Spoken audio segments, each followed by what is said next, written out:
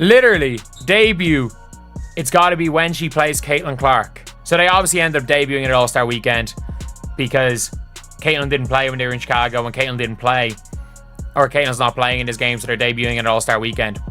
The plan was to literally go and use Caitlin Clark for the launch of it. And I'm like, Angel Reese's grand plan for the 2025 WNBA All-Star Weekend was supposed to be her moment. A signature shoe launch, an aggressive I'm in your city campaign, all meticulously designed to catapult her into superstardom. But what unfolded was a public relations disaster of epic proportions. A spectacular unraveling that proved once and for all that you simply cannot manufacture star power, especially not by trying to ride the coattails of the league's undeniable phenomenon, Caitlin Clark. This is the brutal, shocking story of how Angel Reese's biggest marketing move became a catastrophic, self-inflicted failure, exposing a fundamental misunderstanding of what truly captivates an audience. We shall never know peace. At least when it comes to the WNBA space. It was this ad that Angel put out, and I don't know if this is part of a larger campaign where it's going to be similar themes in similar places, but because of where the WNBA All-Star Game is, and because of who plays on the Indiana Fever in the home city of the WNBA All-Star Game, it's going to raise some eyebrows, let's say. The grand deception began with the audacious launch of Angel Reese's signature Reebok shoe, dubbed the Angel Reese 1. It was unveiled in two distinct colorways, a sleek diamond dust and a vibrant Maybounds. The timing of this release was far from accidental. Reebok and Reese executed a massive promotional push around the All-Star Game, perfectly timing the Maybounds release for what they anticipated would be maximum exposure. But this ambition stretched far beyond just footwear. Reese simultaneously unleashed her aggressive I'm in your city marketing campaign.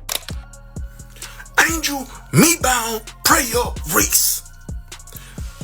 You only relevant because you keep bringing up my precious CC.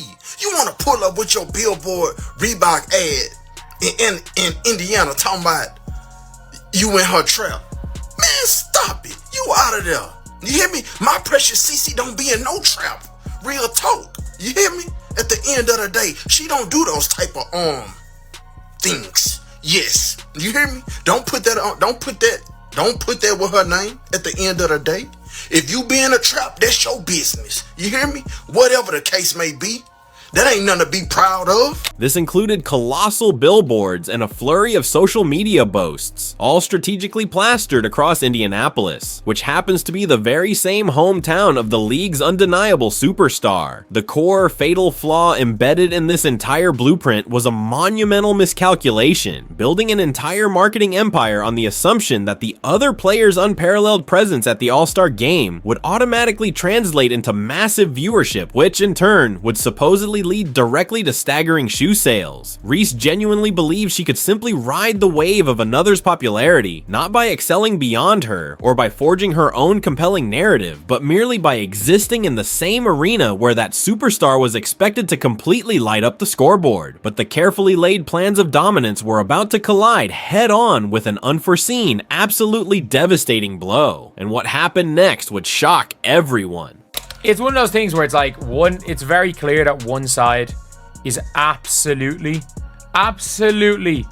trying to milk whatever rivalry there is. Whatever rivalry there is, it is one side trying to do everything they can to keep it together, because that is where they're going to be at their most relevant. The shocking and unforeseen revelation came just days before the All-Star Game. The league's biggest draw, the person whose mere presence could transform a regular Tuesday night game in Wisconsin into must-see television, suffered a debilitating groin injury. Caitlin Clark was forced to miss the entire All-Star weekend. The impact was immediate and brutally clear. The 2025 WNBA All-Star Game plummeted to a mere 2.19 million viewers. This represented a catastrophic 36% drop from the record-breaking 3.44 million who had tuned in just a year prior when Clark did play. While still technically the second most watched WNBA All-Star game ever, the decline was undeniable and stark, but the ratings were only the beginning of the numerical devastation. The moment Clark was officially ruled out, ticket prices crashed a stunning 48% in value, dropping from an average of $121 to a paltry $64. Even the secondary market couldn't save them. Fans simply weren't interested in paying premium prices to watch an all-star game without the league's biggest star. The cruelest irony of all, this implosion unfolded precisely in Clark's own hometown, the very city Reese had aimed to take over. Yet the numerical devastation was only a prelude to a far more public and humiliating perception crisis. But the WNBA All-Star Game ratings have come out, and all I could think of right off the bat was 4 little letters. F-A-F-O. F around and find out. You bleep around and find out what this league looks like without Caitlin Clark being involved in your biggest events. Kathy Engelbert, this should be a perfect example of why you need to get your officiating cleaned up and you need to have a talk with your players in the league. The ill-fated boast of "I'm in your city" rapidly backfired, exposing a breathtaking level of tone deafness. Reese's campaign, featuring bold slogans like "Walk in your trap, take over your trap," was launched with audacious confidence, but strategically unveiling such an aggressive territorial campaign in Indianapolis, literally the other player's hometown, while she was injured and unable to even play, was a spectacle of misjudgment. Social media exploded with criticism, and fans quickly saw right through the veneer. One user publicly tweeted, "She can't even promote her own shoe without using Caitlin Clark." Another pointed out the stark, uncomfortable reality. "There are more photographers than fans, LOL." The entire campaign reeked of someone attempting to claim victory by default, like showing up to a race only after your competition got injured and then celebrating as if you had won fairly. What made it even more jarring was the perceived hypocrisy, given that Reese had reportedly previously labeled Indianapolis as racist or even dangerous. This wasn't merely a marketing misstep, it was a glaring exposure of a fundamental misunderstanding of what truly fuels authentic star power. But there is the part of me that's like, is this really necessary? And shouldn't Angel Reese be able to market herself at this point without invoking or even, insinuating some sort of attachment to Caitlin Clark? Because if I'm being honest about it, people say that moment was huge. It will live forever. That moment will live forever. But Caitlin Clark was on this trajectory already. And if anyone has benefited more from the attachment, at least from an attention standpoint, it's been WNBA All-Star Weekend. It's supposed to be the star of all stars. All the big dogs is out.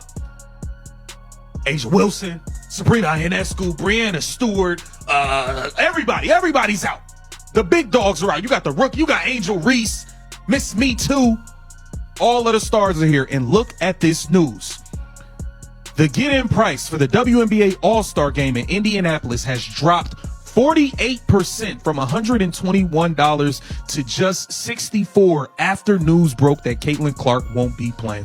There's an undeniable chasm between manufactured hype and genuine connection, and Angel Reese's All-Star Weekend demonstrated this in brutal, undeniable fashion. Her signature shoe launch was met with widespread indifference, a stark contrast to the other players' consistently demonstrated market magnetism. Consider this: the other athlete signed a staggering $28 million 8-year Nike deal that includes her own signature shoe set to launch in 2026. Her products consistently sell out in minutes, with resale prices for a $190 pair hitting an absurd $600. Why does this happen? Not because of clever marketing alone, but because she has forged an unbreakable, genuine connection with fans through her unparalleled play, captivating personality, and undeniable authenticity. Her arenas are sold out because fans genuinely want to see her play. Her shoes move off the shelves because wearing them connects fans to a player they genuinely admire. Her games consistently draw record viewership, not because of promotional pushes, but because she consistently delivers must-see basketball. Reese's entire approach, meanwhile, appeared founded on the flawed premise of riding coattails, rather than cultivating a unique, compelling brand that could stand powerfully on its own. What made it even more revealing, perhaps even humiliating, was the unwitting admissions that came from those closest to Reese's own brand.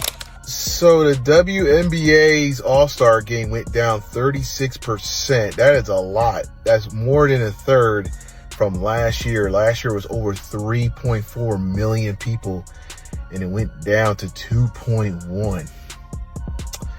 Now, you could say is a success. Yeah, for women's sport, that is still a lot of people. But at the same time, it really isn't a success, because think about it. It's the only sport playing. It's the only game that's going.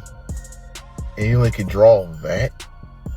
So, and this is with all the stars. Remember, guys. You can barely dribble. You miss layups on purpose. And they record them as me-bounds, rebounds. You be stat padding. You don't elevate your players. You went to a stacked LSU team. You hear me? My precious CC owns you. You want to know the record? She is 5-2 against you. You beat her in college one time. That championship. But what happened to the year after that? She sent you home. You hear me? And waved to your coach. You hear me? At the end of the day. The most humiliating confession came directly from the horse's mouth. In the Netflix series Power Moves with Shaquille O'Neal, the basketball legend who serves as president of Reebok Basketball was caught on camera discussing how Reese needed to be dressed in Reebok specifically when she played Clark. This wasn't about building Reese's individual brand, it was an open acknowledgement that the brand itself needed to capitalize on the other players' undeniable drawing power. This moment served as a profoundly humiliating admission for Reese, as her own sponsors implicitly acknowledged that her relevance, and by extension, their sales, were intrinsically intertwined with Clark's popularity. It highlighted the profound irony. The very brand that was tasked with elevating Reese as an individual star was openly strategizing about how to use someone else's fame to sell her products. It exposed a desperate, behind-the-scenes reality that was meant to be kept quiet. As the All-Star Weekend drew to a close, the message delivered by the fans, the numbers, and even the league itself was agonizingly clear and unavoidable, and it came with a dire warning.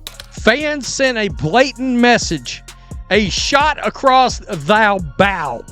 All right, and your ship, well, without Caitlin Clark, the WNBA and all their pay us what you owe us action, that action will sink. That action will sink. Woo! WNBA All-Star Game sees ratings drop without Caitlin Clark, and it's ugly. It's real ugly. Who is this? There's no comparison between y'all two. You hear me? And she has a $28 million Nike deal. Nike is better than Reebok last time I checked. And Angel Reese, last time I checked, you said Indianapolis was racist and they was dangerous. Why did you show up? Because you could have just watched from the crib. You hear me?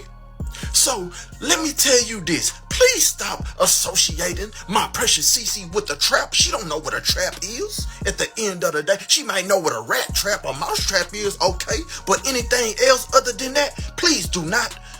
No, we not gonna do that. As the All-Star festivities wrapped up, Angel Reese posted a telling message on social media. This was the most fun I've had in a while because of the players. Shout out to y'all. Back to the regularly scheduled program, Jers Indiami. The capitalized players seemed to throw subtle shade at the very Indianapolis fans who, ironically, had given her a warmer reception than her aggressive campaign probably deserved. So one of his genius decisions was this.